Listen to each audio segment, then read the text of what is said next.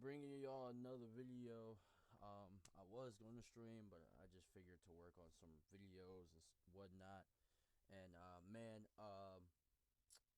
just to put my opinions out there for this game, the multiplayer is cool, but man, using other guns for a camo grind is annoying, super annoying. And then on top of that, we got played. I've been watching a lot of YouTubers, so I'm not the only one tripping. So, I mean, we gonna hop into this one, see what the Rick is talking about. But yeah, man, it's not looking good, bro. It's not looking good at all. Let's get to it.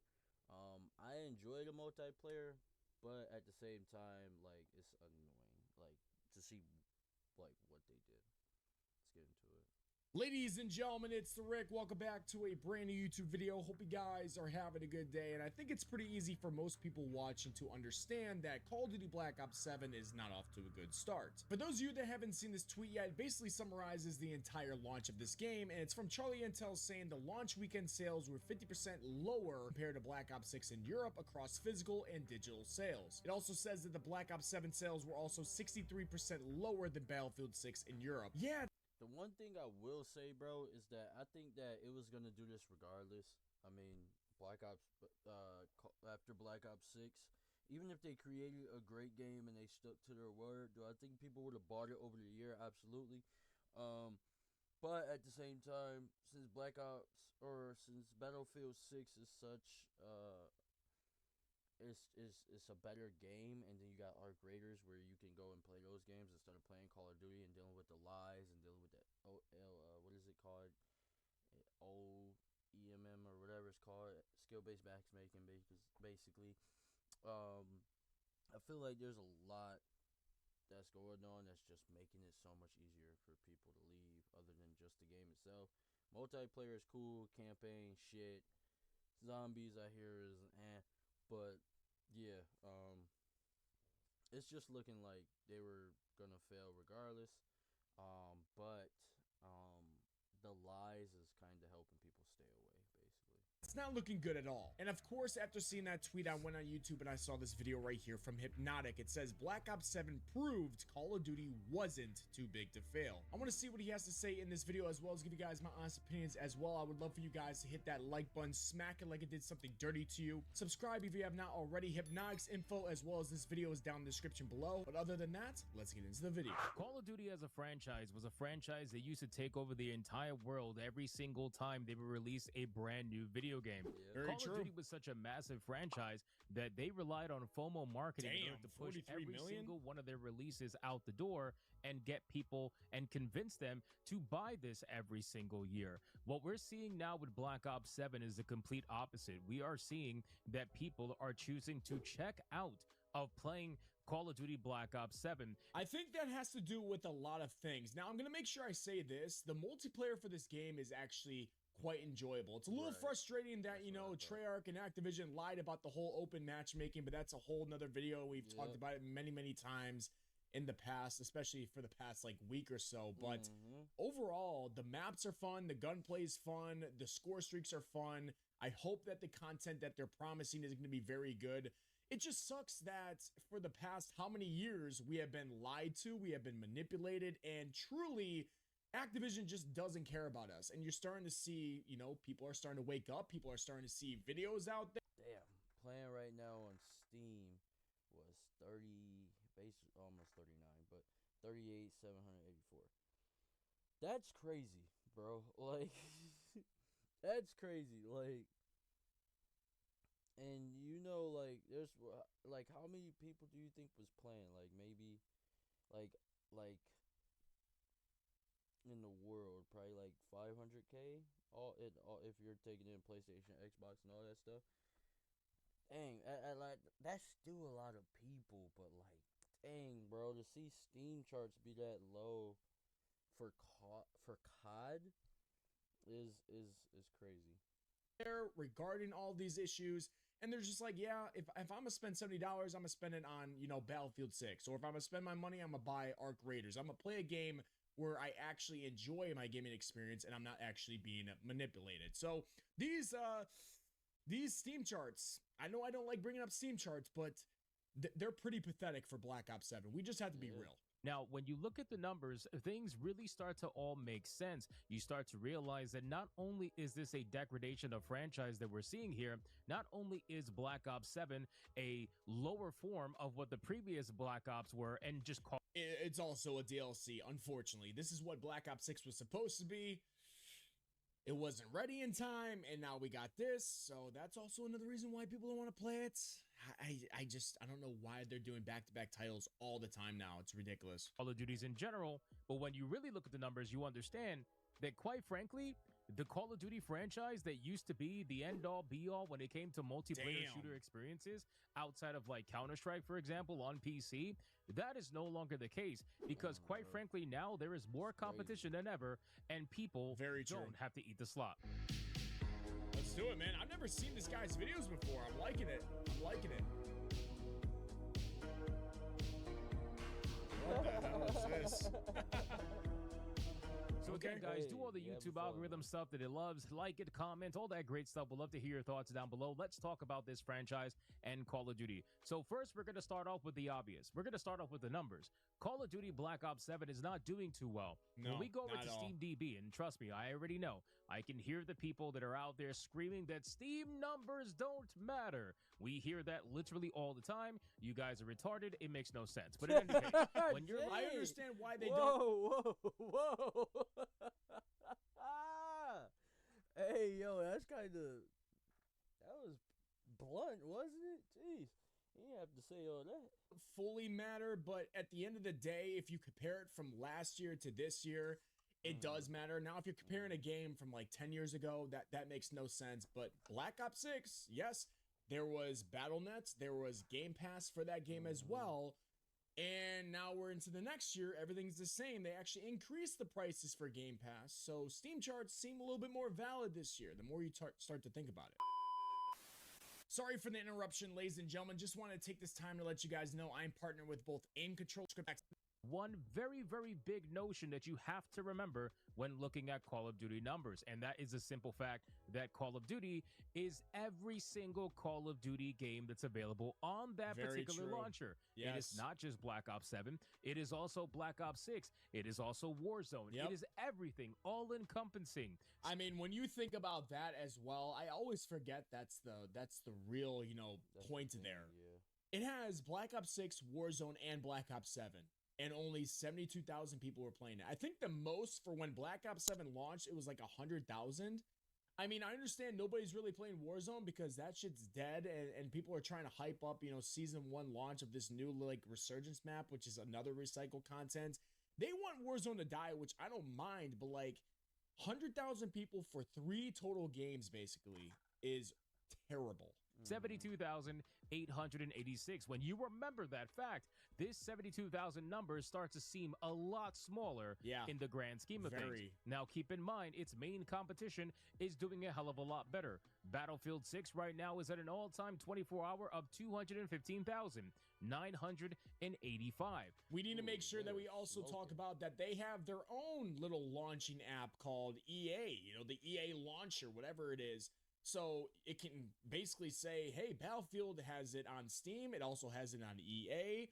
It also doesn't have it on, previous gen consoles. So like PS4, Xbox One, stuff like that. You need to have the most updated consoles to be able to get Battlefield 6. So the numbers for that game, almost being, I think they're just under, if it's talking about Xbox game, player counts, they were just under Call of Duty HQ.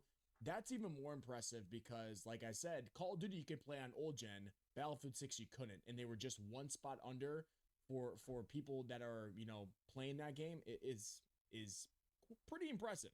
Battlefield 6 is also getting felted right now because, quite frankly, Arc Raiders is what's really taking a lot of people's time. When you go over to Arc Raiders and you see what's going on over there, currently there is 202,921 people playing right now versus a 24-hour peak of 348,000. I don't know if I can ever get into that game. Let me know if you guys want me to play that. I see so many people telling me it doesn't look like something I would enjoy, but let me know. 832. Now, what does this all mean? Well, I want to start off this video with the simple truth.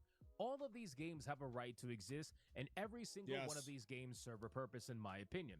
Call of Duty used to have a lot less competition, a lot less serious competition anyway. yeah. So they Oh, were yeah. able to take advantage of that. Everybody and their mother was playing Call of Duty back in the day. Damn. Not so much anymore. Obviously, there is still a lot of people playing Call of Duty, and these numbers are more than enough to monetize. However, compared to its previous successes, it is not even close. Compared to the amount of money they used to make on the franchise, it is not even close. And we're going to get into that. They're actually losing money by having it on Game Pass, which is like, why is it on Game Pass if you're losing money? I think it was like $300 million.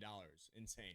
In terms of the money in a couple of minutes in this video, so stick around. Quite frankly, the competition is just out there. You have so many live service video games that are fighting for control, fighting to get people to play their game and to stay playing their game. God, I Video love games are Battlefield. demanding more time than ever to stick around, especially when they're a live service game or a multiplayer game of some kind. They are demanding of your time, and people just quite frankly don't have that kind of time to give to more than just a couple of games. So when it comes to live service video games or multiplayer shooters in this aspect, Call of Duty was the end-all be-all a few years ago. Look at this Unfortunately gameplay you're for them, watching right it's now. not the case anymore. Now, a lot of this has to do with degradation of quality for their video game. Everybody knows that they are getting crucified right now, not even just by gamers, but also, ironically, the mainstream access media. The journalists are out there absolutely crucifying Black Ops 7 right now. You got PC Gamer basically telling people that they are now going to open up the endgame extraction shooter after the campaign for Black Ops 7 because nobody wanted to finish the campaign. That was the craziest thing ever. They were making this huge announcement in one of their dev talks talking about the campaign and how at the very end you unlock endgame, and it's this big like extraction mode or whatever through Avalon, which is supposed to be the next Warzone big map. But when people saw what the campaign looked like and how awful and just embarrassing it was, nobody took their time out of their day to play that. So what Treyarch had to do was get Endgame available to everybody because holy shit, nobody's playing it. We spent all this time, all this money, all this effort into making that mode, and nobody wants to go do it because your campaign was that bad. I mean, it was one of the most embarrassing campaigns. If you guys have not seen that, go watch like T-Dog's video or somebody else playing a playthrough with it. You'll see within like the first like 20 minutes how bad it is, and it's nowhere near what the OG campaigns were for Call of Duty, which were actually good, which actually made sense. And this one was just like, I really wonder what made them do that for Call of Duty, bro. Like for their campaign, like that was such a terrible idea, and I don't understand how they went. They looked at it and thought that this was it. Like that's not even Call of Duty anymore. Like that's something else at this point now. And it's crazy that they went and did that. I just feel like they should have known that that wasn't going to hit. what are you watching? It felt like somebody was high as hell making that campaign. Or most people were not even going to ever finish the campaign. No. Even they know that the campaign is that bad. And I know there's going to be Call of Duty defenders that are out there that are going to say, well, nobody plays Call of Duty for the campaign. That's not true. They used to when it was good. They Right. used to when it was good. Right. MW2, MW3, I even played it. Black Yeah. Ops 2, Black Ops 1, when it was good. Yes, we Yeah, played War it. at War, But you giving us no reason to. freaking- oh Who my may not play God. for the campaign, but a lot of people did, especially in the Yes. past. Maybe not so much now I even No. played compared to back in the day, but I Trojan absolutely Wars. did. I love the Modern Warfare storylines. They were fantastic. Why do you think No Russian went as viral as it did? Because when people were playing the campaign, they could not believe what they were seeing. It's still talked about even till this day as one of the most amazing missions in a video Craziest game, mission especially ever. a first-person shooter. Craziest mission. No way he's gonna show it, bro. Is this even allowed on YouTube?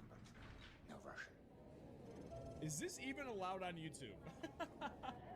This campaign mission was on national news. It was that crazy. I was gonna say, there's no way you're showing it. Oh my god. Can you imagine like a That 9-year-old? mission Think was about this. Like a insane. 9-year-old me picking up this game, playing the campaign, and that's one of the missions you had to play. Right. It was like And it my was very dad was sitting controversial, there but like, it's an iconic "Hey, mission, man." and it made sense for the storyline. You had to do it. Yeah. Well, technically, you didn't have to, but you know what I mean, to understand the story. So people absolutely did play the campaign. And that's just one massive quote from people that don't want to admit that part of their video game is subpar. even if the multiplayer experience is amazing, and I don't really think it is because it's just typical Call of Duty, but even if it I thought it was. I think it's fun. I think the multiplayer experience is fun. You know, when my ping is good and EOMM is not manipulating the shit out of me, it's fun. Purchasing for full price a video game where 1/2 or 1/3 of the service is considered so garbage that you don't even want to participate in it. You don't even want to play it because $70 is ridiculous for this game. I've been on record saying that. At that point, you might as well wait and pay 1/3 the price, 6 months to a year down the line.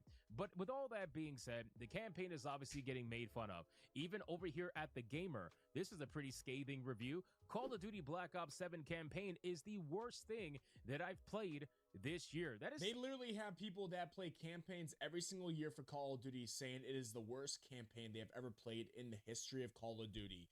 I know it's not that big of a deal, but it kind of just shows you the direction we are going with Call of Duty from the campaign, from the ideas, from just the people that are making this game who are completely lost. I'm telling you, and I'm standing by this. I've said this in the past. The people that are making this game are showing us day by day that they never played the prime days of Call of Duty just by the ideas that are in this game. And that's a problem. That's a big time problem because they're losing that identity that they had back in the day that made Call of Duty what it. Yeah, I agree.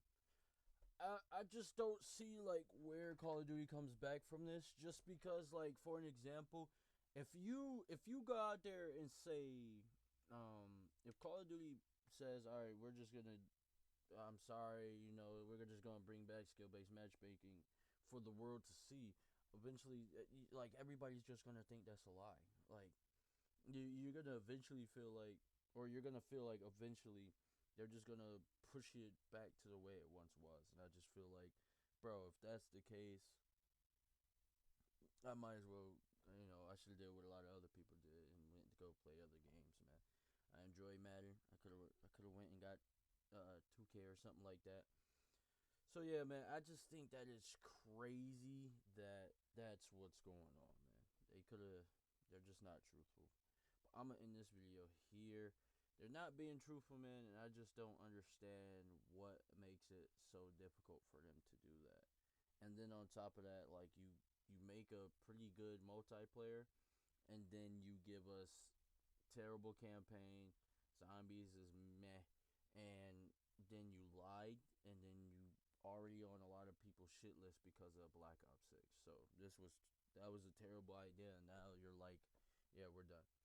But anyways, guys, I'm gonna leave it here. I hope you guys have a great Thanksgiving, because I will not be posting in these next couple days, but I do hope you guys have a good Thanksgiving and everything like that, and happy holidays if you never come to this video again. I'm out. Peace.